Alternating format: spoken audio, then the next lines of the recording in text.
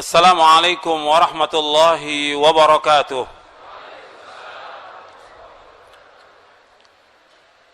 Innal hamdalillah nahmaduhu wa nasta'inuhu wa nastaghfiruh wa na'udzu billahi min shururi anfusina wa min sayyiati a'malina.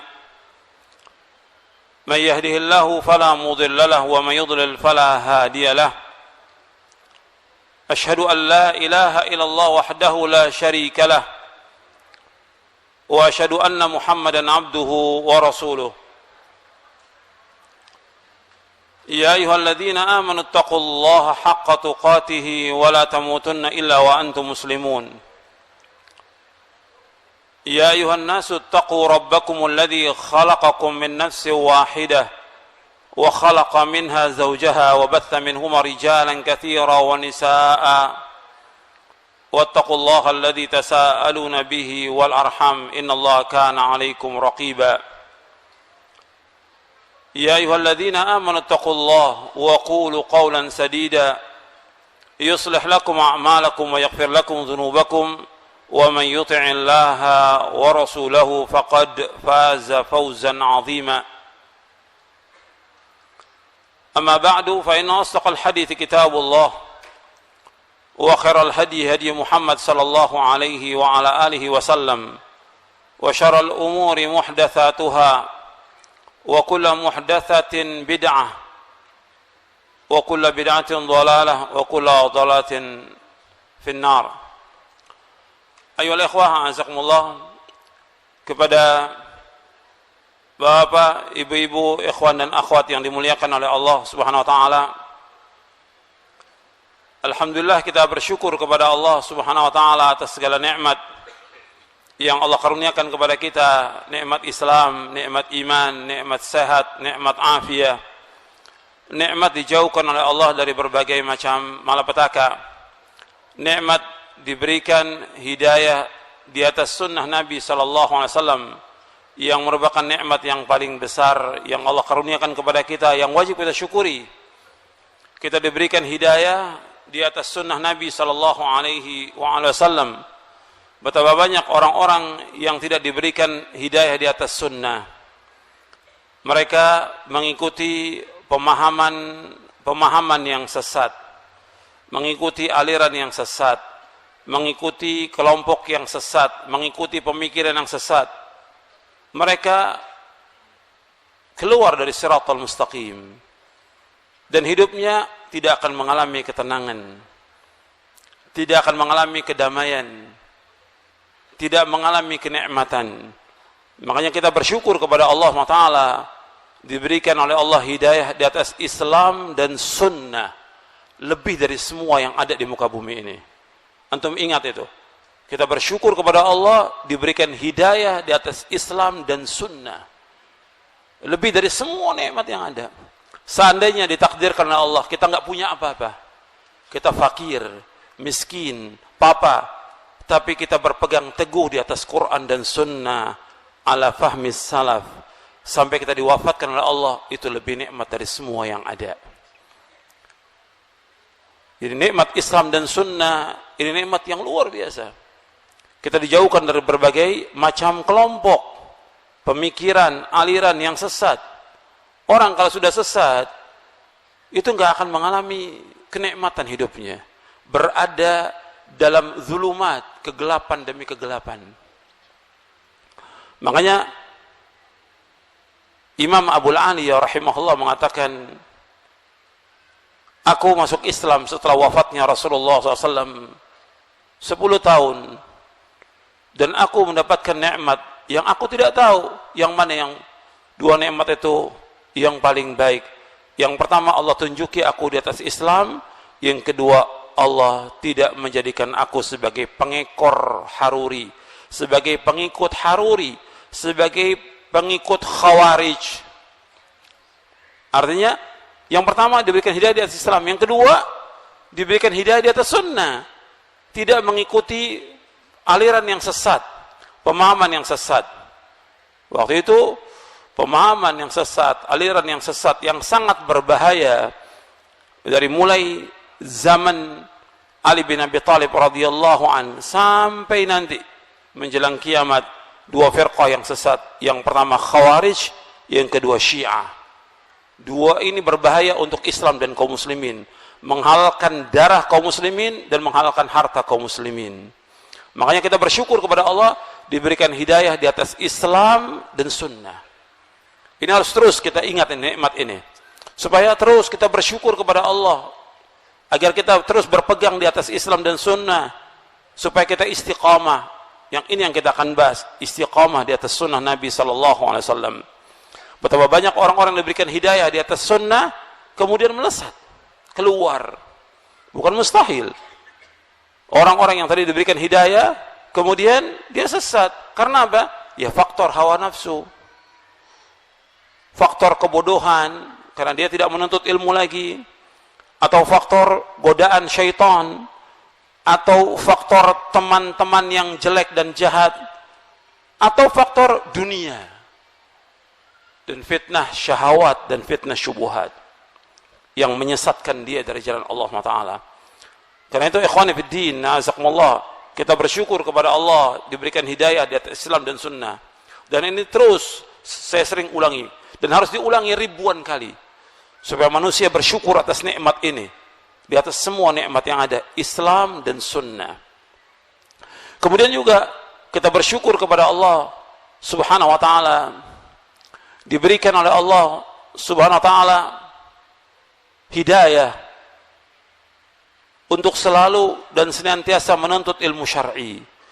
Ini penting, karena betapa banyak orang-orang yang diberikan oleh Allah kenikmatan dan segala macam, tapi mereka tidak menuntut ilmu syar'i, menganggap dirinya cukup dengan apa yang ada, padahal nggak cukup.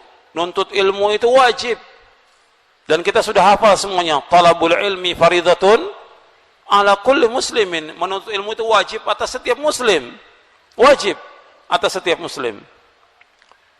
Dan menuntut ilmu ini jalan menuju surga.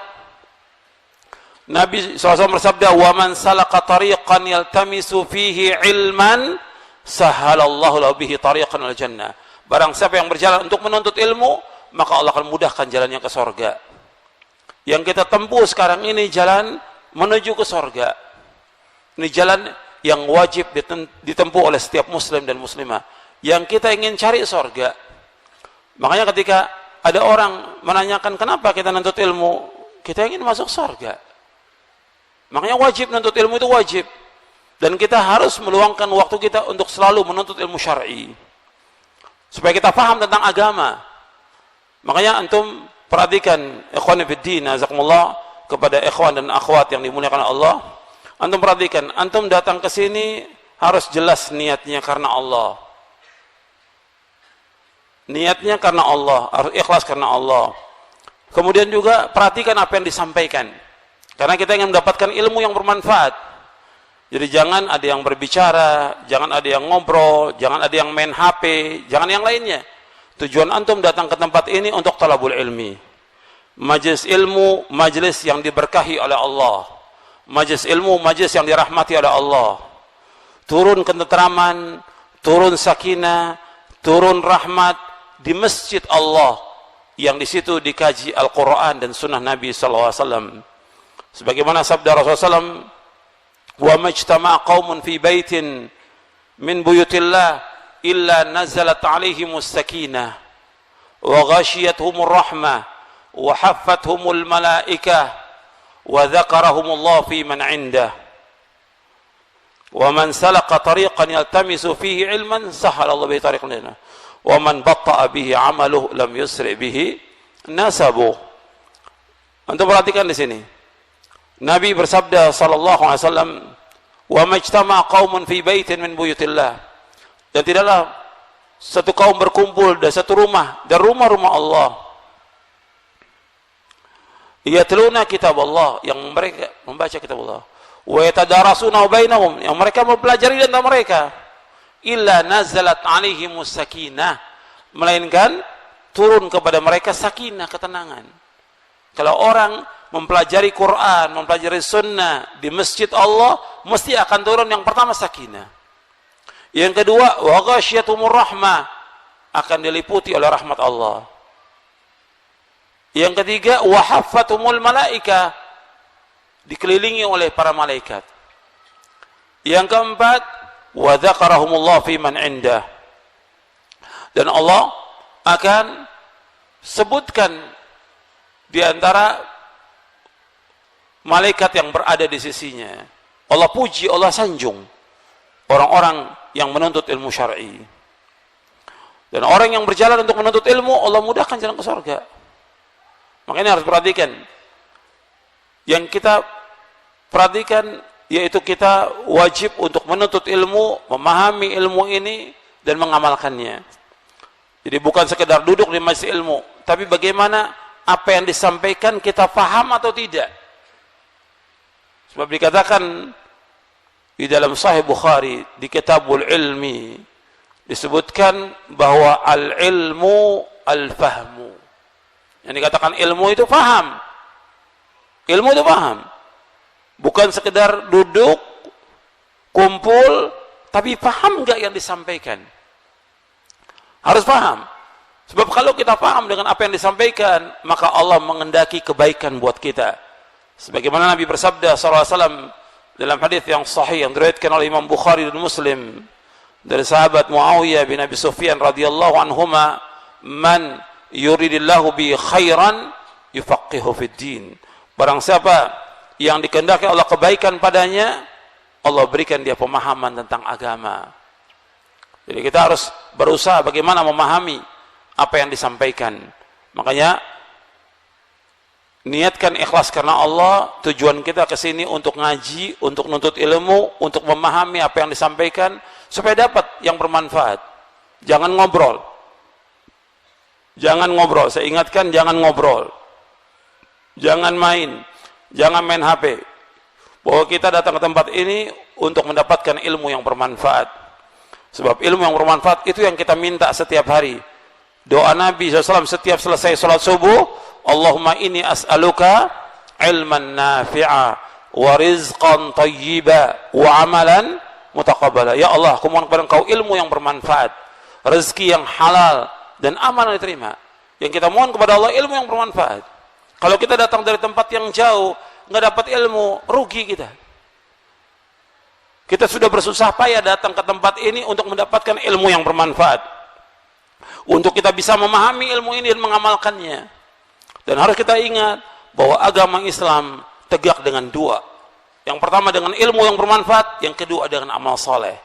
Karena Allah subhanahu wa ta'ala mengutus Rasulnya sallallahu alaihi wasallam dengan dua. Yang pertama dengan ilmu yang bermanfaat, yang kedua dengan amal soleh. Allah berfirman di dalam surah At-Taubah ayat 33, huwallazi arsala rasulahu bil huda wa dinil haqq liyudhhirahu 'ala ad-dini kulli walau karihal musyrikun. Dan dialah Allah yang telah mengutus Rasulnya dengan agama yang hak.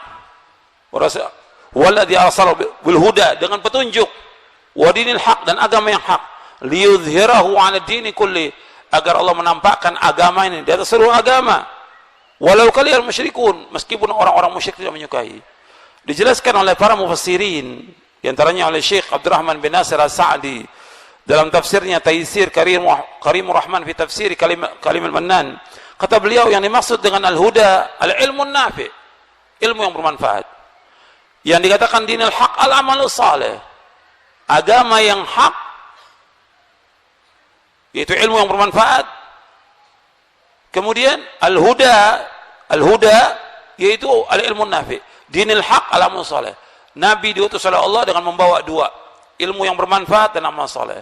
Makanya kita harus terus berjuang untuk terus mendapatkan ilmu yang bermanfaat. Agama Islam, agama ilmu. Kemudian agama Islam, agama amal. Dan terus harus kita berjalan untuk menuntut ilmu syar'i dan juga mengamalkan amal-amal saleh. Ikhwan fillah, azakumullah. Sekarang kita akan bahas tentang istiqamah, konsekuen dan konsisten menetapi jalan ketaatan. Istiqamah ini mahal, sulit, berat, tapi wajib ditempuh. Orang untuk tetap di atas jalan siratal mustaqim sampai diwafatkan oleh Allah, itu berat. butuh kepada perjuangan dan kesungguhan dan juga doa. Maka doa yang sering Nabi berdoa ya muqallibal qulub tsabbit qalbi ala dinik.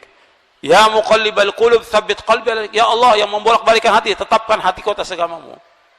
Ini doa yang sering dipanjatkan oleh Rasulullah sallallahu alaihi wasallam.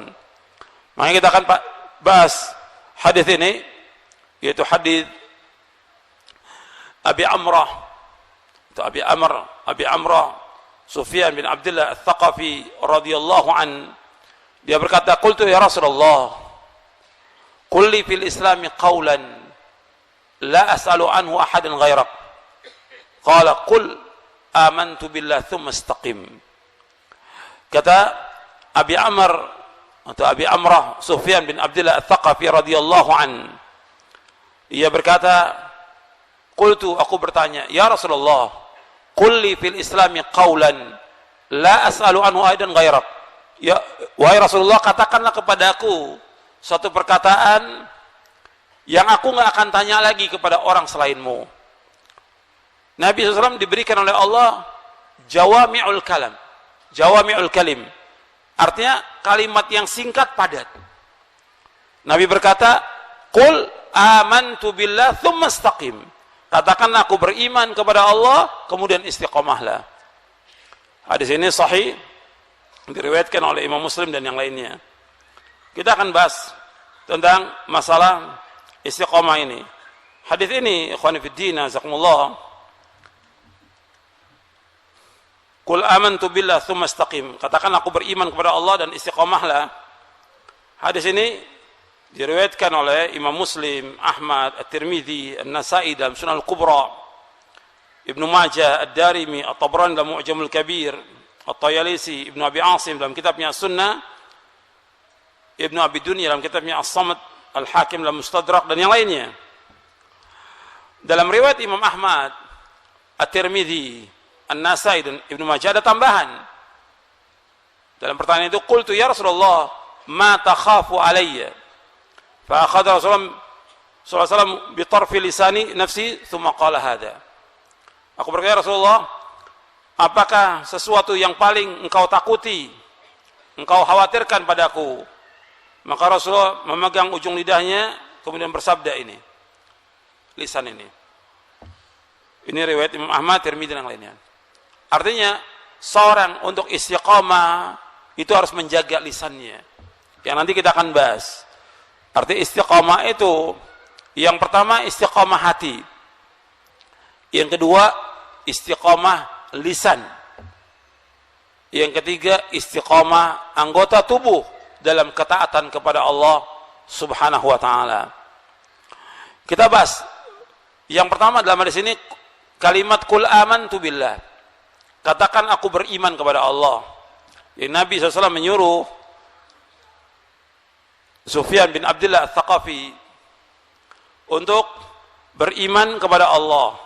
Artinya perkataan aku beriman di sini bukan sekedar mengatakan saya beriman aja, bukan. Tapi betul-betul dia beriman dengan keimanan yang benar. Sebab ada orang-orang yang beriman dengan lisannya tapi hatinya tidak beriman. Seperti siapa? Lisannya beriman, hati nggak beriman. Seperti siapa? Saya bacakan ayatnya dalam surah Al-Baqarah di awal-awal. Wa minan nasi may yaqulu amanna billahi wa bil yaumil akhir wa ma hum bimu'minin. Di antara manusia yang berkata kami beriman kepada Allah dan akhir, pada hakikatnya mereka tidak beriman. Siapa ini? Orang-orang munafik. Mereka mengatakan beriman kepada Allah dan beriman kepada hari akhir, tapi Allah mengatakan wa ma hum bimu'minin, mereka tidak beriman. Jadi iman yang sebenarnya dia harus mengimani dengan keimanan yang benar. Artinya mengimani Allah Subhanahu wa ta'ala tentang rububiyahnya Allah, uluhiyahnya, asma wa sifat, dan juga mengimani yang lain yang diperintahkan oleh Allah dalam Al-Quran dan juga di dalam hadis-hadis Nabi yang sahih. Wajib untuk beriman kepada Allah Subhanahu wa ta'ala, yaitu mengimani tentang rububiyahnya Allah. Allah sebagai Khalik, Allah sebagai Razik, Allah sebagai Malik, Allah sebagai Mudabbir, Allah Muhyi, Allah Mumit, dan yang lainnya. Kita wajib mengimani bahwa Allah yang menciptakan, pasti Allah yang memberikan. Allah yang menciptakan, Allah pasti memberikan apa? Rezeki, pasti sudah. Orang-orang musyrikin mengakui ini. Orang musyrikin mengakui, tapi tidak masukkan mereka ke dalam Islam. Maksudnya orang Islam lebih yakin dari kaum musyrikin. Kalau Allah sebagai pencipta, Allah yang memberikan rezeki. Allah yang memiliki langit dan bumi. Allah yang mengatur alam semesta. Allah yang menghidupkan. Allah yang mematikan. Wajib meyakini itu. Dengan seyakin-yakinnya. Lebih yakin daripada kaum musyrikin. Yakin kita. Tentang rububiyah Allah. Kita mengimani itu. Bahwa semua yang terjadi di langit dan di bumi Allah sudah takdirkan. Dan rezeki Allah sudah tetapkan. Semuanya. 50.000 tahun sebelum Allah menciptakan langit dan bumi. Kita wajib mengimani itu. Ketika janin berumur 120 hari di rahim ibunya, Allah menyuruh malaikat untuk mencatat apanya? Bikatbi rizkihi wa ajalihi wa amalihi wa syaqiyun au sa'id. Allah menyuruh malaikat untuk mencatat apanya? Rezekinya, ajalnya, amalnya, dan dia bahagia, celaka atau bahagia. Umur 120 hari. Udah catat, tapi nggak ada yang tahu. Hanya Allah yang tahu. Rezekinya sudah dicatat semuanya. Kita wajib meyakini itu. Ajal juga sudah dicatat semuanya. Yang menghidupkan, mematikan Allah SWT. Harus yakin seperti itu. Ini penting. Tentang Allah sebagai Khalik, Allah sebagai Razik. Ini penting untuk kita yakini. Kita harus lebih yakin daripada kaum musyrikin. Rezeki sudah Allah tetapkan. Kita wajib ikhtiar dan kita tidak boleh meminta-minta pada manusia. Kita wajib meminta hanya kepada Allah Ta'ala. Dan kita jangan mengharapkan sesuatu dari manusia. Kita wajib mengharapkan hanya kepada Allah Ta'ala. Dan kita nggak boleh iri kepada manusia. Semua Allah sudah berikan. Ada yang diberikan luas rezekinya, ada yang diberikan sempit. Tapi Allah memerintahkan kepada kita untuk minta. Was'alullaha min fadli. Hendaklah kalian minta karunia hanya kepada Allah Ta'ala. Tidak kepada yang lainnya. Maka dilarang untuk minta-minta. Ketika orang minta-minta urusan pribadinya kepada orang, ini termasuk merusak tauhid rububiyahnya. Dia nggak yakin rezeki itu diberikan oleh Allah. Dijelaskan oleh Imam Ibn Qayyim rahimahullah dalam kitabnya Madarijus Salikin, orang yang minta-minta telah merusak. Merusak apanya? Tauhid rububiyah. Dia merusak dirinya, mengganggu dirinya, dan juga mengganggu orang lain yang dia minta. Yang Allah perintahkan kita minta kepada siapa? Kepada Allah. Nabi mengajarkan kepada Ibnu Abbas, "Idza sa'alta fas'alillah wa idza sta'anta fasta'in billah." Apabila engkau minta, mintanya kepada Allah. Apabila engkau minta tolong hanya kepada Allah. Masih remaja Ibnu Abbas diajarkan minta kepada Allah, jangan kepada yang lain. Allah juga mengatakan, "Was'alullaha min fadli." Minta hanya kepada Allah, jangan kepada yang lain. Iyyaka na'budu wa iyyaka nasta'in. Hanya kepada Engkau ya Allah kami beribadah, hanya kepada Engkau saja ya Allah kami mohon pertolongan. Tentang rububiyah. Kemudian uluhiyah, kita wajib mengimani bahwa kita wajib beribadah hanya kepada Allah, tidak pada yang lain. Dan seluruh bentuk ibadah kita wajib tujukan kepada Allah. Seperti ayat yang tadi, iyyaka na'budu wa iyyaka nasta'in. Qul inna salati wa nusuki wa mahyaya wa mamati lillahi rabbil alamin la syarika lahu wa bidzalika umirtu wa ana awwalul muslimin. Katakanlah sungguhnya salatku, ibadahku, sembelihanku, hidupku dan matiku semata-mata karena Allah Rabbul Alamin. Enggak ada sekutu bagi Allah. Demikian aku perintah dan aku yang pertama Islam. Jadi seluruh bentuk ibadah wajib ditujukan hanya kepada Allah, tidak boleh kepada yang lain. Ketika ditujukan kepada yang lain, Allah itu sangat murka. Ketika orang beribadah atau minta rezeki kepada selain Allah, atau orang datang ke kubur-kubur wali, ke kubur-kubur habib, ke kubur kiai, minta di sana, ini perbuatan syirkun akbar, syirik yang paling besar. Allah tidak redho. Hatta yang didatangi kuburannya Nabi Muhammad SAW, dia minta kepada Nabi Muhammad, ini perbuatan syirkun akbar, syirik yang paling besar. Allah nggak redho.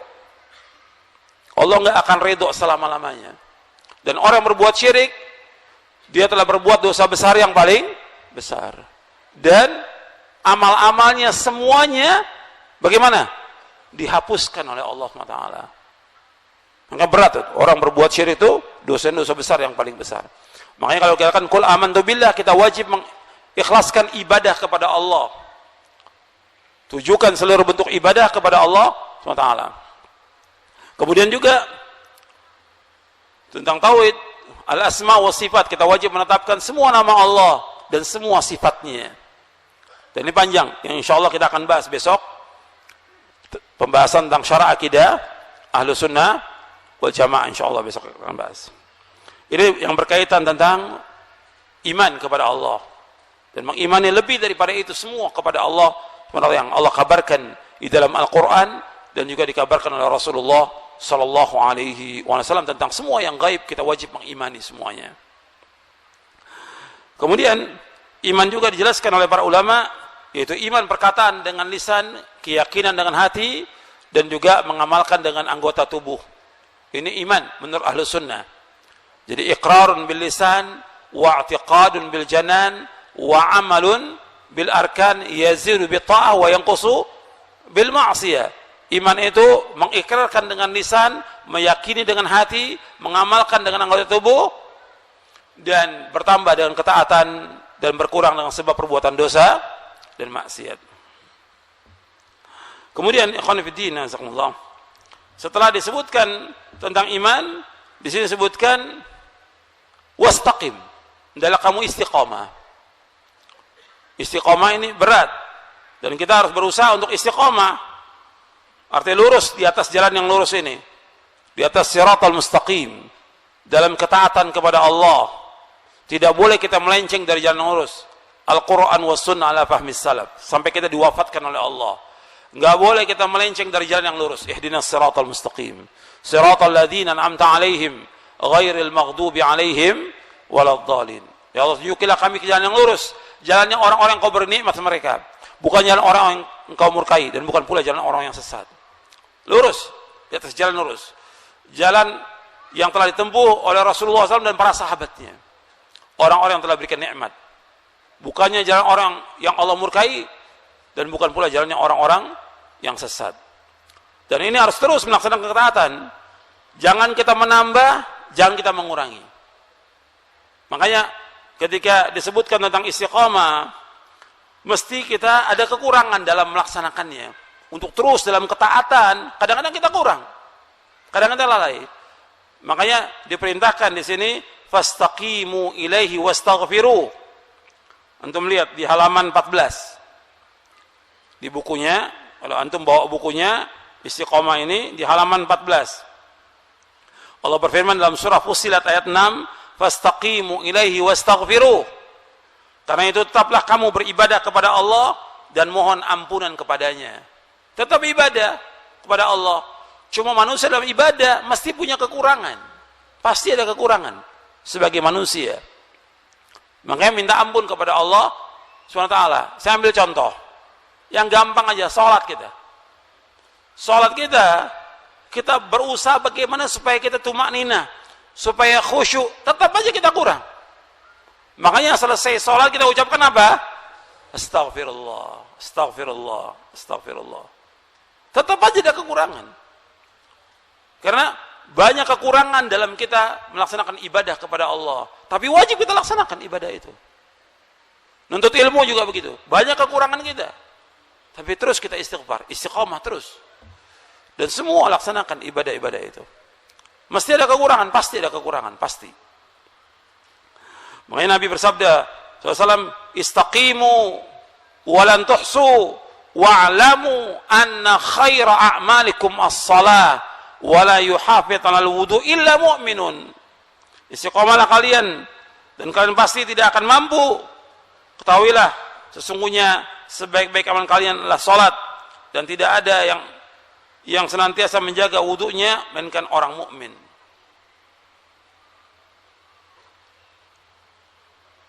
Di sini disebutkan istiqomahlah kalian dan kalian pasti tidak akan mampu untuk terus, mesti ada kekurangan. Sesungguhnya sebaik-baik amalan kalian adalah salat. Dan tidak ada yang senantiasa menjaga wudunya melainkan orang-orang yang beriman. Hadis ini sahih riwayat Imam Ahmad, Ibnu Majah. Jadi seorang meskipun sudah beramal, dia tidak mampu menjalankan seluruh agamanya. Karena perintah agama sangat banyak. Dan kau pasti akan kurang dalam melaksanakannya. Karena manusia diciptakan oleh Allah bersifat apa? Allah menciptakan manusia bersifat apa? Lemah. Kalau kita mau lihat sifat manusia dalam Al-Quran, manusia Allah sebutkan dalam Al-Quran mempunyai sifat bodoh. Allah sebutkan dalam Al-Quran manusia mempunyai sifat zalim. Allah sebutkan dalam Al-Quran bahwa manusia mempunyai sifat tidak bersyukur. Allah sebutkan dalam Al-Quran manusia mempunyai sifat lemah. Wa khuliqal insanu dha'ifa. Diciptakan manusia itu dalam keadaan lemah. Kalau disebutkan tadi bahwa manusia disifatkan bodoh dan zalim, ya harus belajar. Allah berfirman, "Inna aradna al-amanata 'alas samawati wal ardi wal jibal fa abaina yahmilna wa ashfaqna minha wa hamalaha al-insan innahu kana zaluman jahula." Kami tawarkan ini amanah ini kepada langit, bumi dan gunung. Mereka semua menolak. Kemudian kami pikulkan kepada manusia dan manusia sangat zalim dan sangat bodoh. Zaluman jahula kata Allah. Dua itu. Kemudian dalam ayat yang lain Allah sebut dalam surah Ibrahim. Kalau tadi dalam surah Al-Ahzab. Dalam surah Ibrahim Allah berfirman, "Wa atakum min kulli ma sa'altumuh wa in ta'uddu ni'matallahi la tuhsuha. Innal insana la zalumun kafar." Dan Allah telah banyak memberikan kalian kepada kalian apa yang kalian minta. Dan kalian apabila kalian menghitung nikmat-nikmat Allah, kalian tidak akan dapat menghitung nikmat-nikmat itu. Sesungguhnya manusia sangat zalim dan manusia sangat tidak berterima kasih, sangat kufur kepada Allah. Tiga sudah di situ. Bodoh, zalim, dan kufur manusia ini. Tidak berterima kasih kepada Allah. Makanya kita harus terus bagaimana kita menghilangkan kebodohan dengan menuntut ilmu. Kemudian menghilangkan kezaliman dengan mentauhidkan Allah dan berlaku adil. Kemudian menghilangkan kekufuran dengan bersyukur kepada Allah dan bersyukur kepada manusia. Dua tuh. Bersyukur kepada Allah dan bersyukur kepada manusia. Kenapa bersyukur kepada manusia? Sebab Nabi bersabda, "La yashkurullah man la yashkurin nas." Tidak bersyukur kepada Allah orang yang tidak bersyukur kepada manusia. Jadi perhatikan, kita punya sifat-sifat itu. Di antaranya sifat lemah. Tapi kita harus terus berusaha untuk melaksanakan perintah-perintah Allah dan menjauhkan larangan-larangannya. Kalau ada kekurangan wajar dan kita minta ampun kepada Allah Subhanahu wa ta'ala. Kemudian ikhwan fiddin, na'azakumullah, tentang pengertian istiqamah, untuk melihat di halaman 17 ada beberapa penafsiran.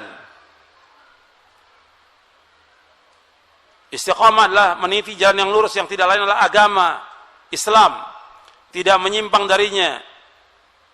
Istiqamah mencakup melakukan seluruh ketaatan yang terlihat dan tersembunyi, meninggalkan seluruh yang dilarang yang terlihat dan tersembunyi. Di antara sahabat tabi'in memberikan penjelasan tentang istiqamah. Ibnu Abbas, Qatadah berkata, maksudnya berlaku lurus dalam melaksanakan hal-hal yang diwajibkan. Abu Bakar As-Siddiq radhiyallahu anhu ketika menafsirkan ayat innal ladzina qalu rabbunallahu tsumma istaqamu, sesungguhnya orang-orang yang mengatakan Rabb kami Allah kemudian mereka istiqamah, itu disebutkan bahwa mereka adalah orang-orang yang tidak berbuat syirik kepada Allah, tidak menyekutukan Allah dengan sesuatu.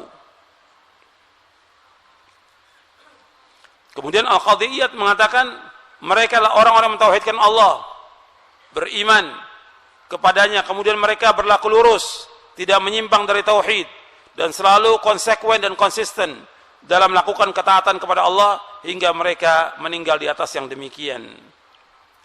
Jadi istiqamah diartikan oleh sahabat Abu Bakar As-Siddiq radhiyallahu an dengan tegak di atas tauhid dan tidak berbuat syirik kepada Allah. Yang kedua, diartikan bahwa istiqamah itu tegak di dalam melaksanakan ketaatan kepada Allah Taala. Dan ini juga yang dijelaskan oleh Imam An-Nawawi yang dikatakan istiqamah luzumu ta'ah, tetap dalam ketaatan. Istiqamah itu tetap di dalam ketaatan kepada Allah Subhanahu wa taala. Kemudian istiqamah juga mencakup semuanya. Istiqamah dalam semua hal. Dijelaskan oleh Imam Ibnu Qayyim. Kata beliau begini, istiqamah adalah sebuah kata yang mencakup seluruh agama, yaitu menghadap Allah dengan sebenar-benar jujur dan menepati janji. Istiqamah berkaitan dengan perkataan, perbuatan, keadaan dan niat. Istiqamah dalam hal tersebut yaitu dengan terjadinya perkataan, perbuatan, keadaan, niat tersebut karena Allah, di jalan Allah dan atas perintah Allah Subhanahu wa taala. Artinya kita betul-betul melaksanakan istiqamah ini. Yang pertama, hati kita istiqamah dalam tauhid kepada Allah, dalam takut dan harap hanya kepada Allah, dalam tawakal kepada Allah, dalam ikhlas ibadah kepada Allah. Ini lurus. Karena yang pokok dalam amal itu amal hati pertama kali. Kemudian juga lisan ini lurus dalam berkata yang benar, berkata yang jujur, tidak bohong. Makanya Nabi Muhammad SAW adalah orang yang tidak pernah bohong seumur hidupnya. Tidak pernah bohong. Kalau orang sudah biasa untuk bohong, maka dia akan terus dibukakan pintu-pintu kejelekan dan kejahatan buat orang itu. Kalau orang biasa bohong. Makanya Nabi Muhammad SAW nggak pernah bohong seumur hidupnya. Tidak pernah bohong. Dan kelihatan orang yang suka bohong dengan tidak bohong kelihatan.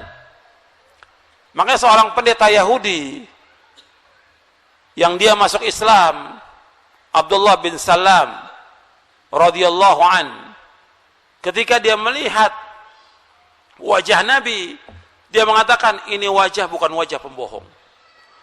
Karena yang dia lihat semua pendeta Yahudi semuanya pembohong. Begitu dilihat Nabi Muhammad SAW, ini wajah bukan wajah pembohong. Ini betul seorang Nabi. Ini betul seorang Rasul. Seperti yang disebutkan dalam kitab Taurat. Kemudian langsung yang pertama kali disampaikan Nabi, didengar oleh dia dan disampaikan kepada para sahabat. Sampai sekarang.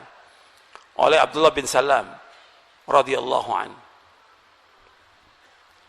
Maka Nabi memerintahkan kepada kita untuk jujur.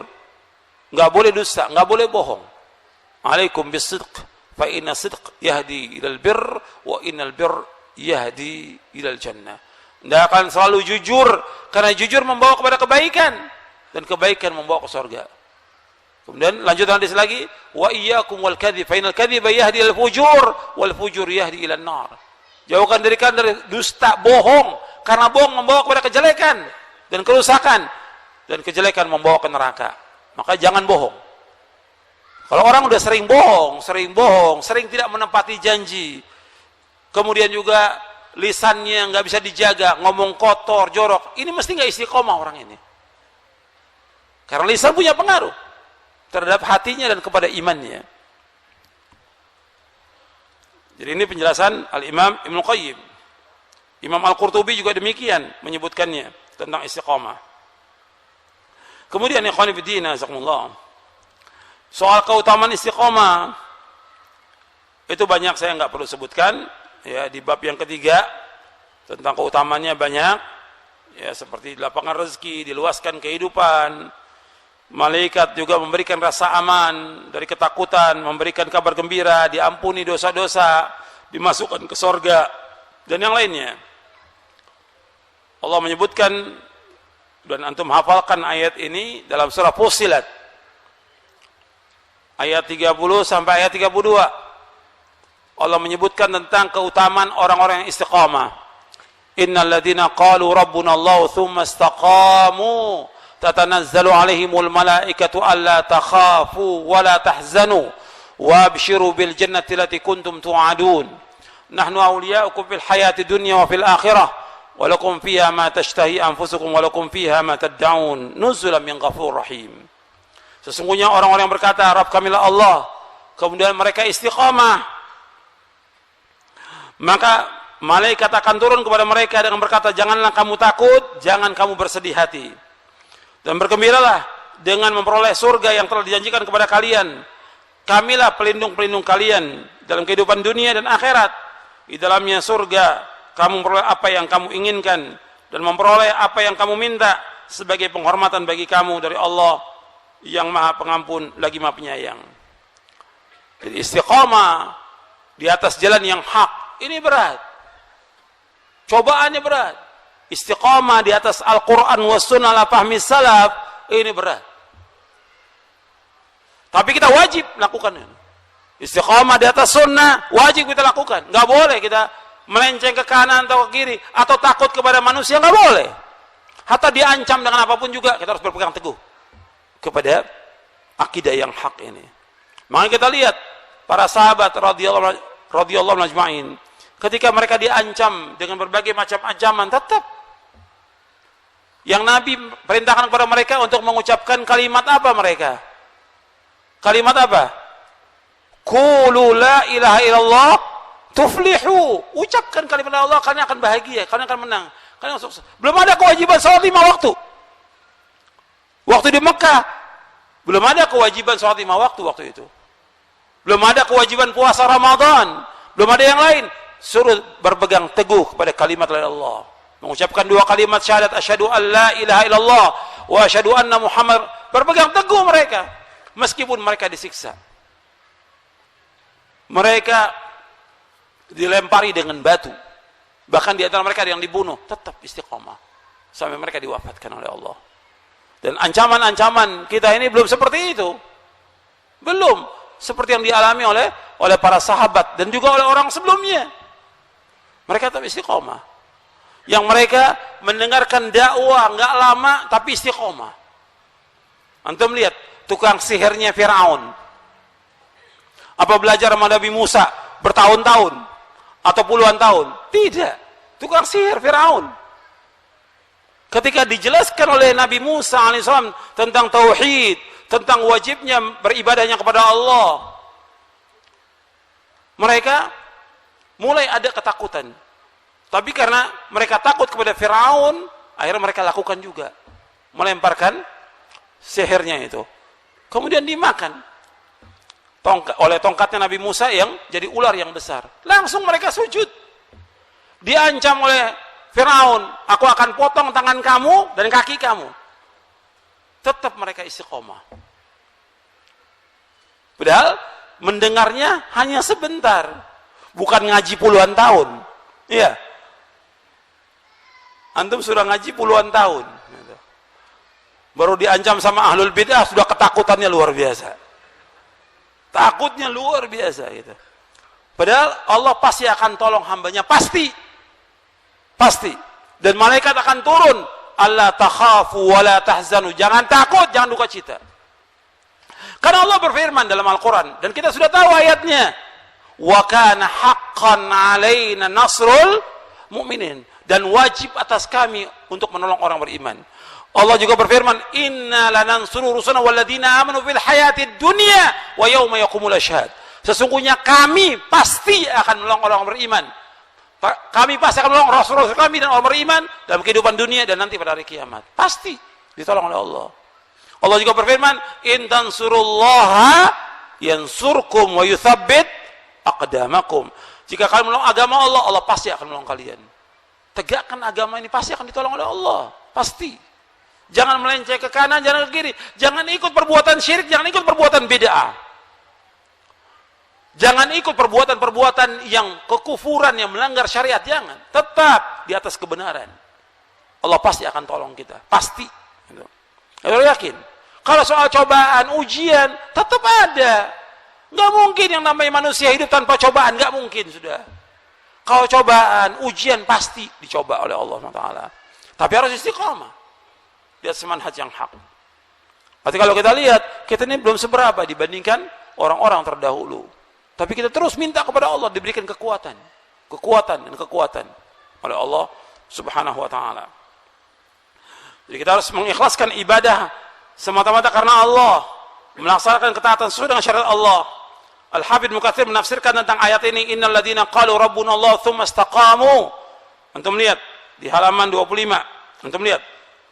Di situ Ibnu Katsir menafsirkan mereka adalah orang-orang yang mengikhlaskan amal semata-mata karena Allah dan melaksanakan ketaatan sesuai dengan syariat Allah. Jadi mereka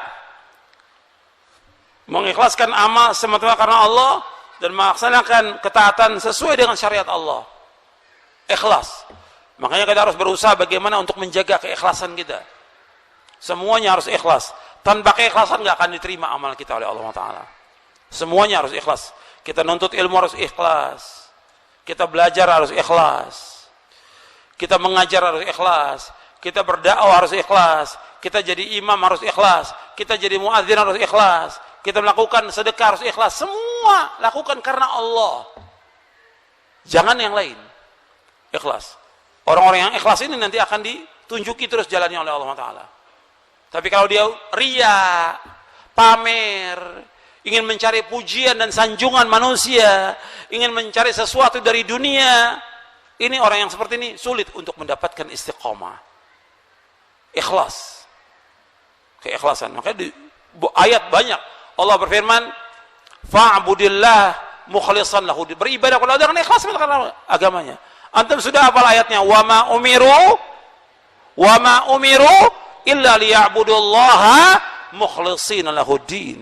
Dan tidaklah mereka diperintah mereka untuk beribadah kepada Allah dengan ikhlas.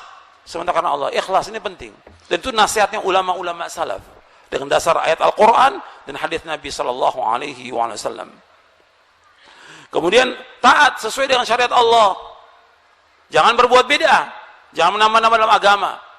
Ketaatan sesuai dengan syariat yang telah ditetapkan oleh Allah dan oleh Rasulnya sallallahu alaihi wasallam. Kemudian, ikhwan fillah, jazakumullah. Saya sebutkan di sini di bab yang keempat tentang istiqamah. Istiqamah hati. Yang pertama, istiqamah hati. Jadi yang paling penting pertama kali hati dulu harus istiqamah ini.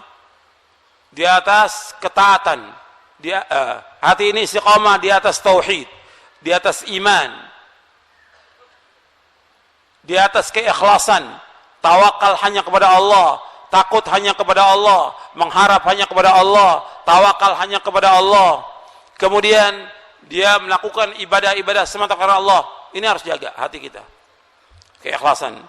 Sebab hati ini pokok sebagai raja, sedangkan anggota tubuh lainnya itu sebagai anggota. Kemudian ikhwan fillah, jazakumullah, Imam Ibnu Qayyim menjelaskan begini. Antum lihat di halaman 32. Kata beliau, amalan hati adalah pokok, sedangkan amalan badan adalah penyerta dan penyempurna. Sesungguhnya niat itu laksana ruh, sedangkan amal laksana badan. Apabila ruh meninggalkan badan, maka ia akan mati. Maka mempelajari hukum-hukum mati lebih penting daripada mempelajari hukum-hukum badan. Maksudnya, mempelajari hukum yang berkaitan dengan hati itu lebih penting dari hukum badan. Artinya, kita ini betul-betul memperhatikan tentang bagaimana ikhlasnya kita. Kita ini ikhlas atau tidak? Kemudian takut kepada Allah. Maka sering saya sampaikan bahwa kita nuntut ilmu, kita mengkaji, kita mengaji, mestinya dengan nuntut ilmu dan mengaji tambah rasa takut kita kepada Allah. Kalau orang itu tambah berani, tambah kurang ajar, tambah melanggar, tambah maksiat, berarti nggak manfaat ilmunya. Maka hati ini harus tambah takut dia kepada Allah, tambah takwa dia kepada Allah, tambah harap kepada Allah, tawakal hanya kepada Allah. Mestinya demikian. Makanya Al-Imam Ibn Rajab, perhatikan. Al-Imam Ibn Rajab di dalam kitabnya Fadlu Ilmi Salaf, beliau menjelaskan bahwa tanda ilmu yang bermanfaat, yang pertama yaitu dia itu betul-betul mengagungkan Allah Taala dengan rububiyahnya, uluhiyahnya, asma wa sifat. Dia takut hanya kepada Allah, dia mengharap hanya kepada Allah, dia husnudzon, baik sangka kepada Allah, dia redha kepada qada dan qadar Allah Taala. Jadi tambah rasa takut dia kepada Allah. Dia tawakal kepada, semuanya bentuk ibadah itu kepada Allah. Yang kedua, yaitu tanda ilmu rahmat, dia berusaha untuk melaksanakan apa yang dicintai oleh Allah dan menjauhkan apa yang dilarang oleh Allah. Dia berusaha untuk melaksanakan apa yang dicintai oleh Allah dan menjauhkan apa yang dilarang oleh Allah. Makanya ini masalah kaitan dengan hati dulu ini. Hati kita ini ikhlas atau tidak? Kemudian takut atau tidak kepada Allah? Hati dulu. Baru kemudian anggota tubuh. Bukan berarti bahwa masalah amal nggak penting, tidak. Amal bagian daripada iman. Jangan salah paham ya. Nanti terkena pemahaman Murji'ah. Karena Murji'ah mengatakan yang penting itu hati, amal nggak penting. Tidak. Ibnu Qayyim mau menjelaskan antara amal badan dengan amal hati, itu amal hati lebih dahulu. Karena apa? Amal badan mengikuti amal hati. Dasarnya apa? Nabi bersabda, ala inna fil jasad mudghah, idza salahat salal jasadu kullu, wa idza fasadat fasal jasadu kullu, ala wahyal qalbu. Ketahuilah, dalam tubuh manusia ada segumpal daging. Kalau daging itu baik, seluruh tubuhnya akan baik. Kalau daging itu jelek, seluruh tubuh akan jelek. Ketahuilah, segumpal daging itulah hati. Ini harus baik loh. Hati harus baik. Jadi pengaruh kepada anggota tubuh. Kalau hatinya jelek, yang keluar juga jelek. Kalau hatinya jelek, yang keluar juga jelek. Kalau hatinya kotor, yang keluar juga kotor. Makanya perhatikan, kalau hatinya baik, mesti dia melakukan amal-amal itu baik. Karena Allah Subhanahu wa Ta'ala. Makanya ini penting, masalah hati dulu harus istiqomah di atas ketaatan, di atas tauhid, di atas pengagungan hanya kepada Allah Subhanahu wa Ta'ala. Kemudian yang kedua, istiqomah lisan. Lisan juga harus istiqomah. Makanya dalam pertanyaan tadi, pertanyaan sahabat Sufyan bin Abdullah Thaqafi radhiyallahu anhu, dia bertanya, "Ya Rasulullah, ma takhafu alayya?" Wahai Rasulullah, apa yang kau khawatirkan atas diriku? Fa akhadha Rasulullah bi tarfi lisan nafsi, thumma qala hadha. Kemudian Nabi memegang ujung lidahnya ini. Ini yang berbahaya buat kamu. Jaga. Lisan ini banyak memasukkan manusia ke dalam neraka. Makanya Nabi bersabda dalam hadis yang sahih riwayat Bukhari dan Muslim, "Man kana yu'minu billahi wal yawmil akhir falyaqul khairan aw liyasmut." Barang siapa yang beriman kepada Allah akhir, hendaklah dia berkata yang baik atau diam. Lisan ini kadang-kadang dia berkata yang kotor, berkata yang jorok, berkata yang kufur. Berkata yang kufur, atau dia mengkafirkan orang, atau yang lainnya, atau menuduh dan yang lainnya, yang dengan kalimat itu memasukkan dia ke dalam neraka. Bahkan kadang-kadang orang nggak sadar dari ucapannya dia memasukkan dia ke dalam neraka. Nabi bersabda sallallahu alaihi wasallam, "Innal abda la yatakallamu bil kalimat ma tabayyana ma fiha yahwi biha fin nar ab'ada ma bainal masyriq wal maghrib." Kata Nabi, sesungguhnya seorang hamba dia berkata satu kalimat yang dia tidak teliti lagi kebenarannya, maka dia dijerumuskan ke dalam neraka lebih jauh daripada apa yang ada di antara timur dan barat. Hadis sahih riwayat Bukhari dan Muslim di halaman 37. Halaman 37. Nabi juga menyebutkan kepada Mu'adz bin Jabal, kata Nabi, "Wa hal yaqubun nasa fin nari ala wujuhim aw ala manakhirihim illa hasaidu alsinatihim." Bukankah manusia diseret oleh Allah ke dalam neraka, melainkan disebabkan dengan sebab lisan mereka. Diseret oleh Allah ke dalam neraka, mukanya dan hidungnya ditarik ke neraka dengan sebab lisan mereka. Hadis ini sahih. Lihat Ahmad, Tirmidzi dan yang lainnya. Makanya hati-hati ketika kita berkata ini, hati-hati. Harus jelas. Jangan sampai kita berkata yang kotor, yang keji, fitnah, menuduh orang, atau kalimat kufur, atau yang lainnya, hati-hati. Bahkan perkataan yang tidak baik dari lisan ini menunjukkan jeleknya hati orang. Dan ini dibenci oleh Allah. Kata Nabi di dalam hadis yang sahih, Nabi menyebutkan bahwa yang paling berat dalam timbangan seorang hamba pada hari kiamat itu akhlak yang mulia. Wa innallaha la yubghidul fahishal badhi. Sesungguhnya Allah membenci orang yang perkataannya kotor, jorok dan keji mulutnya. Jadi yang paling berat dari kiamat timbangan itu husnul khuluq, akhlak yang mulia. Dan Allah membenci kalimat yang kotor. Yang paling berat timbangan di hari kiamat akhlak yang mulia dan takwa kepada Allah. Yang paling banyak memasukkan manusia ke surga takwa kepada Allah dan akhlak yang mulia. Dan yang paling banyak masukkan manusia ke neraka dua. Yang pertama lisan, yang kedua kemaluan. Itu hadisnya di halaman 39. Makanya perkataan ini wajib kita jaga, hati-hati. Masalah lisan ini harus kita jaga. Nabi sudah menyebutkan akhlak yang mulia, berarti semua kalau bicara soal akhlak yang mulia. Dari mulai akidahnya dia, lisannya dia, ibadahnya dia, dan segala macam dia harus baik. Akhlak yang mulia. Kalau kita mau bahas tentang akhlak, tentang adab, itu panjang. Mungkin nggak sekarang ya. Tentang adab, karena penting adab dan akhlak penuntut ilmu itu penting sekali. Karena itu yang para ulama dulu belajar tentang adab. Karena masalah akhlak ini masalah yang mulia, yang harus diajarkan kepada murid-murid. Sebelum dia belajar ilmu, adab dulu. Sampai di antara ulama belajar adab 10 tahun, ada 20 tahun. Baru mereka nuntut ilmu syar'i. Masalah akhlak penting untuk menjaga lisan ini, karena lisan ini banyak yang membawa manusia ke neraka. Kalau sekarang kan banyak orang memfitnah orang, menuduh orang, padahal dia sendiri nggak tahu dan nggak paham. Dan yang lainnya banyak sekali. Kemudian ikhwan fillah, jazakumullah.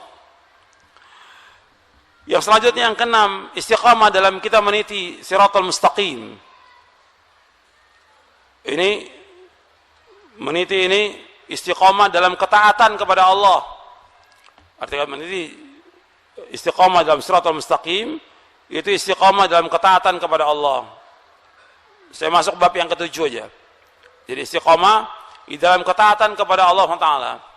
Jadi untuk melaksanakan ketaatan ini harus istiqamah. Nggak bisa orang sekarang taat, besok nggak taat.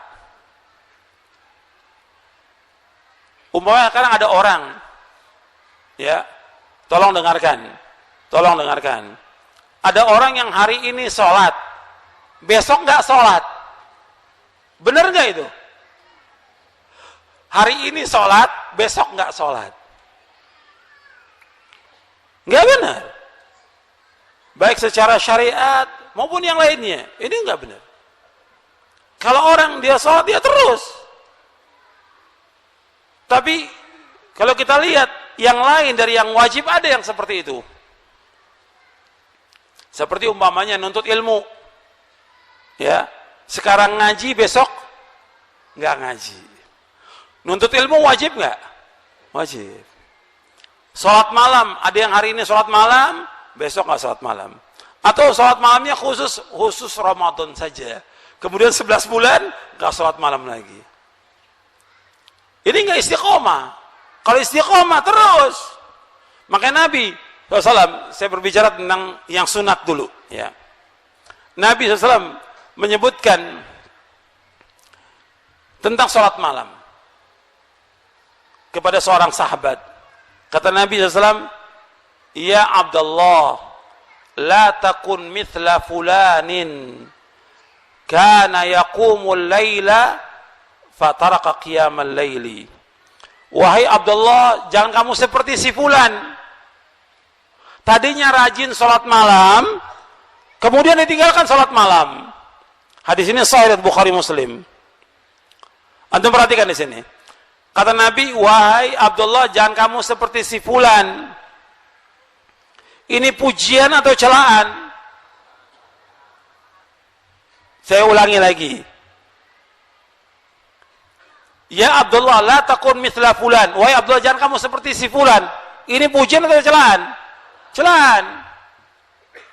Kana yaqumul lail fataraka qiyamal lail. Tadinya rajin salat malam, kemudian tinggalkan salat malam. Celaan atau bukan itu? Celaan.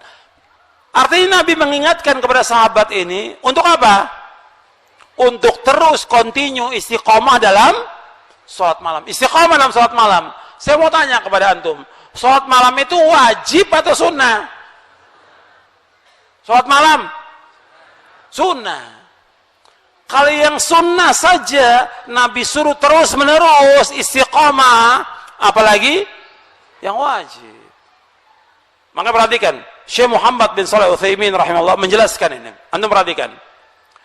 Kalau salat malam itu hukumnya sunnah, Nabi mengatakan jangan kamu tinggalkan. Kerjakan terus salat malam, continue. Itu yang sunnah, apalagi yang wajib. Maka kata beliau, orang yang tadinya rajin nuntut ilmu syar'i, kemudian dia meninggalkan nggak nuntut ilmu syar'i, maka dia adalah orang yang kufur nikmat. Perhatikan itu. Orang yang tadi rajin nuntut ilmu, kemudian nggak nuntut ilmu lagi, ini namanya orang yang kufur nikmat. Dijelaskan oleh Syekh Muhammad bin Shalih Al-Utsaimin rahimahullah dalam kitabnya Syarah Riyadhus Shalihin ketika menjelaskan hadis ini. Ya Abdullah, la takun mithla fulanin kana yaqumul lail fataraka qiyamal lail. Hadis ini sahih Bukhari dan Muslim. Maka perhatikan, kita berusaha untuk istiqamah terus sampai kita diwafatkan oleh Allah Subhanahu wa taala. Yang wajib-wajib terus. Salat 5 waktu wajib. Bagi laki-laki di mana? Di masjid. Jangan ntar datang ke masjid, ntar enggak. Nanti sekali-sekali datang, sekali-sekali enggak. Terus di masjid. Istiqomah sampai diwafatkan oleh Allah Taala. Nuntut ilmu juga demikian, istiqomah. Kemudian juga puasa, zakat, sedekah, kemudian juga berbuat baik kepada orang tua, terus istiqomah sampai dia meninggal dunia. Begitu juga ketika dia melakukan sedekah, terus istiqamah. Dalam melakukan amal-amal saleh, istiqamah. Dan banyak orang-orang yang tidak istiqamah. Karena apa? Nanti saya akan sebutkan di antara sebab-sebab orang yang kemudian dia tidak istiqamah. Banyak sebabnya. Tapi saya ringkas ada beberapa poin nanti. Kita harus berusaha bagaimana istiqamah. Istiqamah ini mahal. Sebab Allah memerintahkan kepada Nabi Muhammad SAW, fastaqim kama umirta, wa man taba ma'aka, wa la tatghaw. Fastaqim kama umirta. Hendaklah kamu istiqamah terhadap apa yang Allah perintahkan kepada kamu. Dan orang-orang yang bertaubat kepada kamu, orang-orang yang bertaubat bersama kamu, jangan kamu melewati batas. Disuruh kita istiqamah di dalam ketaatan kepada Allah. Istiqamah. Dan tetap di atas jalan itu sampai kita diwafatkan oleh Allah Taala. Dan ingat bahwa amal-amal ketaatan yang Allah inginkan dari kita,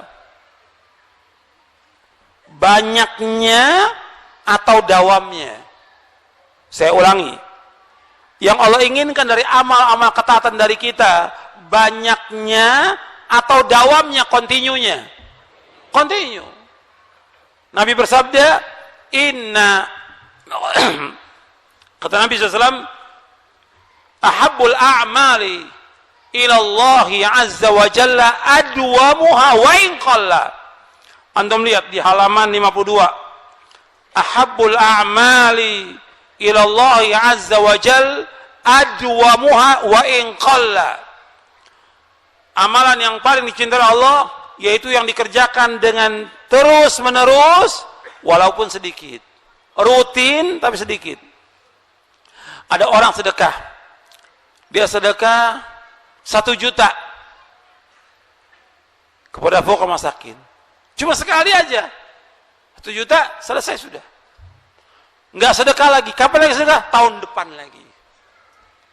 Tapi ada orang yang sedekah setiap hari 10.000 rupiah atau 20.000, tapi terus rutin setiap hari atau setiap pekan. Lebih baik mana, yang sekali atau yang rutin? yang rutin, yang Nabi bersabda, inna ahabbul a'mali ilallahi azza wa jal adwamuha wa in qalla. Sesungguhnya amal yang paling dicintai Allah azza wa jal adalah yang rutin, yang kontinu, yang tetap, yang istiqamah meskipun apa? Sedikit. Sekarang antum sholat malam. Ya, saya ambil contoh. Sholat malam yang terbanyak yang Nabi lakukan berapa? Saya ulangi. Kita nggak lihat perbedaan pendapat. Saya tanya yang paling banyak yang dikerjakan oleh Nabi Muhammad SAW berapa? 11. Itu ingat tuh. Yang Nabi kerjakan 11. Bukan pendapat loh. Bukan pendapat ulama. Kalau pendapat bisa 100. Bisa 36. Nabi mengerjakan berapa? 11. Ingat tuh. 11 yang Nabi kerjakan. Sebagaimana kata Aisyah radhiyallahu anha bahwa Nabi nggak pernah menambah di bulan Ramadan maupun bulan lainnya atas 11 rakaat. La yazidu fi Ramadan wala fi ghairi ala 11 rakaatan. Hadis sahih Bukhari Muslim. Nabi nggak pernah menambah di bulan Ramadan maupun bulan lainnya atas 11 rakaat. Nabi ini orang yang paling taat kepada Allah. Yang paling sempurna Nabi Muhammad SAW. Ngerjakannya berapa? 11. Yang kita ikut siapa? Yang kita ikut siapa? Nabi Muhammad SAW. 11. Ingat tuh. Ingat. Jangan ya boleh aja 13, boleh aja 23. Itu pendapat. Pendapat, ingat. Yang Nabi kerjakan 11. Sekarang Nabi kerjakan 11. Kita berusaha untuk mengerjakan 11. Tapi kita sebagai manusia punya kekurangan. Untuk terus habis Ramadan, Syawal, Dzulqa'dah, Dzulhijjah, Muharram sampai akhir, kadang-kadang Syawal aja udah nggak dikerjakan lagi tuh. Syawal aja, bulan Syawal. Iya nggak? Jujur. Nggak dikerjakan. Nah, sekarang bagaimana? Kita ingin terus istiqamah. Nggak mampu 11, kita ambil dulu 2. Tahajudnya witir 1. Terus rutin lagi, kalau bisa 4, tahajudnya witirnya 1. Nanti terus lagi rutin 4, tahajudnya witirnya 3. Nanti tambah lagi. Karena untuk 11 berat. Kita sebagai manusia punya kelemahan dan kekurangan. Tapi harus istiqomah, tetap harus mengerjakan. Jangankan kita, hatta sahabat. Ada di antara mereka yang bangun tengah malam mengerjakan tahajud, ada yang cuma apa? Witir saja. Ini sahabat yang merupakan khairun nas, sebaik-baik manusia. Tapi continue, terus istiqamah. Ini yang sunnah. Begitu juga yang lain, antum seperti itu juga. Amal-amal ketaatan, seperti antum baca Quran, sehari, coba baca. Masa nggak bisa baca 1 juz? Sehari 1 juz. Nggak mampu, Ustaz, ya setengah juz. Tapi harus ada usaha. Masa nggak ada baca Al-Quran? Orang Islam harus baca Quran. Para sahabat menghatamkan Quran setiap pekan. Berarti sehari mereka baca berapa juz? Para sahabat selalu menghatamkan Quran setiap pekan. Berarti sehari berapa juz? 4 juz mereka baca. Ada yang menghatamkan 10 hari sekali. Ada yang 15 hari sekali. Nah sekarang kita nggak mampu untuk itu. Ya harus usaha. Kata Nabi, hendaklah kamu menghatamkan Quran setiap bulan. Kalau setiap bulan berarti sehari berapa juz bacanya? 1 juz. 1 juz kalau kita lancar baca Quran cuma berapa menit? 20 menit atau 25 menit. Kalau lancar baca Qurannya. Cuma banyak umat Islam yang nggak lancar. 1 juz bisa 3 jam. Karena apa? Tidak lancar. Tapi harus usaha terus. Harus bisa. Kalau yang lain dia bisa, kenapa baca Al-Quran nggak bisa? Harus bisa. Maka antum rutinkan. Baca Al-Quran antum rutin. Sholat malam rutin. Sedekah rutin tiap hari. Karena apa? Setiap hari malaikat turun. 2 malaikat kata Nabi turun. Yang satu mengatakan, ya Allah gantikan orang yang infak hari ini. Yang satu mengatakan, ya Allah hancurkan orang yang tidak infak hari ini. Dalam hadis Bukhari Muslim Nabi bersabda, "Ma min yaumin yusbihul ibadu fihi illa malakani yanzilani, fayaqulu duma Allah ma'ati munfiqan khalafa, wa yaqulu al-akhar Allah ma'ati mumsikan talafa." Setiap hari malaikat turun 2 malaikat. Yang satu berkata, ya Allah gantikan orang yang infak hari ini. Yang seperti Allah hancurkan orang yang tidak infak hari ini. Makanya infak terus jalan setiap hari.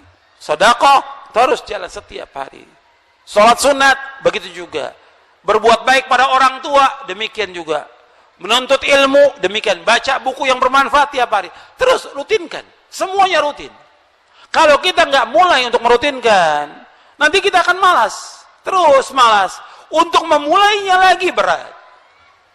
Memulai lagi berat. Makanya kita terus laksanakan. Meskipun sedikit tapi rutin.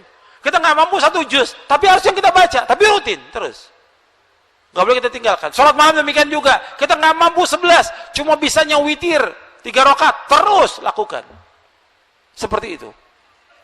Jadi amal-amal soleh itu mesti dawam, mesti istiqamah, mesti rutin, ketaatan. Dan Allah pasti akan nolong. Karena apa? Semua syariat Islam ini sulit atau mudah? Seluruh syariat Islam ini sulit atau mudah? Mudah. Nabi bersabda, "Inna hadzal dina yusrun." Agama Islam ini mudah. Mudah, nggak sulit. Allah mengendaki kepada kita apa? Kemudian yuridullah bikumul yusra wala yuridu bikumul. Allah mengendaki kepada kalian kemudahan dan tidak mengendaki kesulitan. Mudah, semuanya mudah. Cuma kadang-kadang kita malas untuk itu. Malas, kemudian digoda oleh syaitan. Nggak boleh. Orang Islam nggak boleh malas. Itu sifat yang dibenci oleh Nabi. Nabi berlindung kepada Allah dari sifat apa? Sifat apa? Malas. Siapa yang hafal doanya? Coba bacain yang hafal doanya. 6. Bismillah.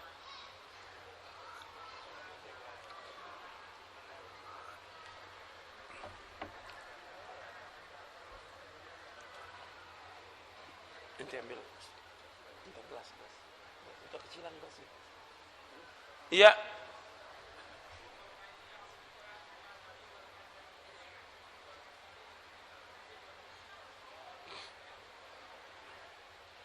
Bukan itu. Antum harus hafal doanya. Nabi berlindung kepada Allah dari sifat malas, sifat lemah. Antum dengarkan hadisnya, ya. Allahumma inni a'udzubika minal ajzi wal kasali wal jubni wal bukhli wal harami wa adzabil qabr. Allahumma ati nafsi taqwaha wa zakkiha anta khairu man zakkaha anta waliyuha wa maulaha. Allahumma inni a'udzubika min ilmin la yanfa' wa min qalbin la yakhsha' wa min nafsin la tashba' wa min da'watin la yustajabu laha. Hadis ini sahih diriwayatkan oleh Imam Muslim dan Nasa'i. Nabi bersabda, Allahumma inna, ya Allah, aku berlindung kepada Engkau dari sifat lemah. Allah, sifat malas, sifat pengecut, sifat bakhil, umur pikun, dan aku berlindung kepada Engkau dari azab kubur. Ya Allah, berikanlah kepada hatiku ketakwaannya. Bersihkan hatiku, karena hanya Engkau yang dapat membersihkan hati ini. Engkaulah penolongnya, Engkaulah pelindungnya. Ya Allah, aku berlindung pada Engkau dari ilmu yang tidak bermanfaat, hati yang tidak khusyuk, nafsu yang tidak pernah puas, dan doa yang tidak dikabulkan. Antum hafalkan doa itu. Hafalkan. Karena malas ini membuat kita tambah jauh dari agama. Malas ini membuat kita jauh dari ketaatan kepada Allah. Yang akhirnya lama-kelamaan kita digoda oleh syaitan dan senang kepada perbuatan-perbuatan yang jauh dari Islam. Awalnya malas. Makanya sifat malas, sifat lemah, sifat pengecut itu nggak boleh. Penakut nggak boleh. Sifat kikir, bakhil nggak boleh. Itu Nabi berlindung dari sifat itu. Kemudian ikhwan fillah, jazakumullah, kita harus berusaha bagaimana untuk istiqamah di atas jalan yang hak ini. Antum lihat di halaman 54.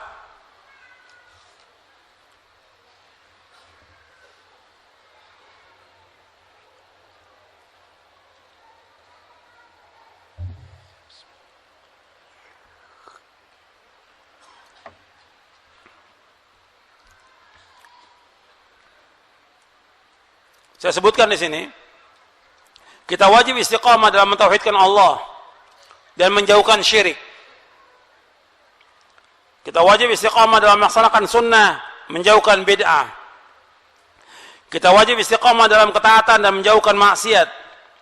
Kita wajib istiqamah dalam berpegang teguh kepada Al-Quran dan Sunnah menurut pemahaman salafus saleh, serta istiqamah dalam menuntut ilmu syar'i dan mengamalkannya. Kita wajib juga menjauhkan larangan-larangan Allah dan Rasulnya seumur hidup kita. Sebagaimana Allah berfirman, "Fastaqim kama umirta wa man taba ma'aka wa la tadghaw innahu bima ta'maluna basir." Maka tetaplah engkau Muhammad di atas jalan yang benar, istiqamah di atas jalan yang lurus, sebagaimana telah diperintahkan kepada kamu, dan juga orang-orang yang bertaubat bersama kamu, dan janganlah kamu melampaui batas. Sungguh Allah Maha melihat apa yang kamu kerjakan. Perhatikan di sini. Kita disuruh istiqamah dalam tauhid, seperti penjelasan Abu Bakar As-Siddiq radhiyallahu anhu. Istiqamah dalam tauhid, menjauhkan syirik. Kita harus terus nih, tauhid kepada Allah, menjauhkan syirik. Mengikhlaskan ibadah kepada Allah, menjauhkan segala macam syirik. Syirik ini ada syirkun akbar, ada syirkun apa lagi? Asghar. Syirik yang besar maupun syirik yang kecil. Kalau syirik kecil contohnya apa? Seperti apa syirik yang kecil? Riya. Pamer, ingin dilihat oleh orang. Perhatikan. Atau juga termasuk juga syirik tujuan-tujuan duniawi. Dia melakukan amal-amal soleh tujuan untuk dunia ini. Makanya disebutkan dalam kitab Tauhid, minasyirki iradatul insan bi'amalihi dunia. Minasyirki iradatul insan bi'amalihi dunia. Dalam kitab Tauhid oleh Syekh Muhammad bin Abdul Wahhab rahimahullah disebutkan ada bab termasuk syirik. Arti syirik yaitu orang melakukan amal tujuannya duniawi. Dia melakukan amal tujuannya ingin mengharapkan sesuatu. Apakah bentuknya benda, bentuknya uang, atau yang lainnya. Dia melakukan amal soleh, tapi tujuannya dunia. Enggak boleh. Ini termasuk apa? Syirik. Maka dia harus bersihkan hatinya dari kesyirikan. Nuntut ilmu aja. Antum nuntut ilmu. Sekarang nuntut ilmu. Tujuannya nuntut ilmu, karena di tempat itu, tempat nuntut ilmu itu, dikasih makanan. Kecil makanan ini. Jadi dia menuntut ilmu karena mengharapkan apa? Makan. Ini tujuannya apa? Dunia. Atau nuntut ilmu, kalau habis pulang nuntut ilmu dikasih amplop buat ongkos umpamanya. Niatnya untuk itu, nggak dapat apa-apa. Atau dikasih mukafaah untuk ilmu. Nabi bersabda, hadis ini sahih, kata Nabi SAW, "Man ta'allama ilman mimma yubtagha bi wajhullah la yata'allamu illa liyusiba bi arad min dunya lam yajid arfal jannati yaumil qiyamah." Barang siapa yang menuntut ilmu yang mestinya karena Allah, tapi dia menuntut ilmu karena mengharapkan sesuatu dari dunia, maka dia tidak akan mencium aroma surga. Enggak mencium aroma surga. Bayangkan itu. Makanya hati-hati, bersihkan diri kita dari tujuan-tujuan duniawi. Ya, sampai di sini dulu karena persiapan untuk salat maghrib. Nanti pada maghrib kita lanjutkan lagi. Wassalamualaikum warahmatullahi wabarakatuh.